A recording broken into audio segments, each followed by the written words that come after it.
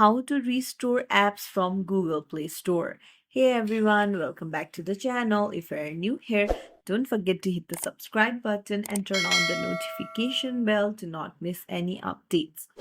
So, uh, whether you have switched devices, performed a factory reset, or accidentally deleted an app, don't worry. Google Play Store makes it easy to get your favorite apps back. So let's dive right in. First things first, open up your Play Store and then go to your profile icon on the top right. Tap on Manage Apps and Devices and then go to Manage option. And then here you'll see this device, tap on the drop down and then tap on not installed. Now here you'll find all of the apps that you have accidentally deleted, and to restore it you just have to tap on the app that you want to restore and then hit install.